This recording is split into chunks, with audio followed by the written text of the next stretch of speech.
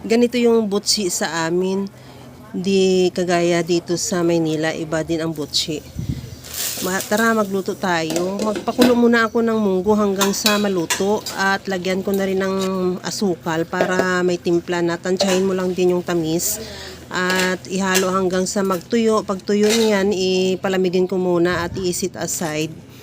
Sa mixing bowl, maglagay na rin ako ng glutinous rice flour, bali 500 grams. Lagyan ko ng tubig, tansyahin mo lang unti-unti para matansya mo yung dough. At ihalo hanggang sa magiging dough kagaya nito. Pagka hindi naman siya basa, hindi sa tuyo, okay na to. At bilugin ko yan, gamitan ko ng 1 tablespoon na scoop, bali 2 tablespoon.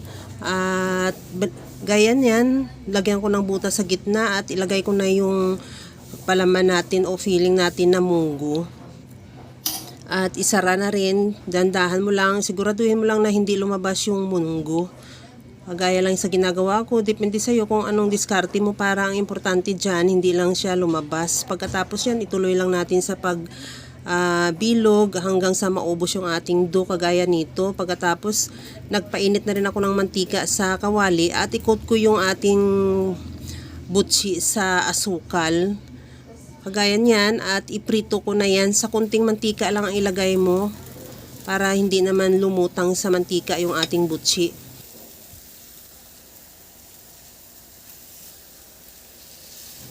Antayin ko lang din na maluto yung kabilang side o magpula at from time to time saka baliktarin natin para hindi masunog hanggang sa maluto. Malaman mong luto na dahil medyo umaalsa na siya o lumulubo. Kagaya nito na lumulubo na rin siya, okay na yan. Tanggalin na lang natin sa kawali at ilagay muna sa serving plate at palamigin at okay na, ready to serve na yan.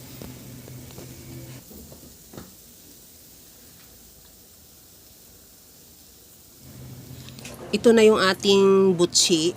Tikman na rin natin at tamang-tama lang yung tamis niya dahil ang tamis niya yun lang man ang kinote natin na asukal kaya hindi siya masyadong matamis.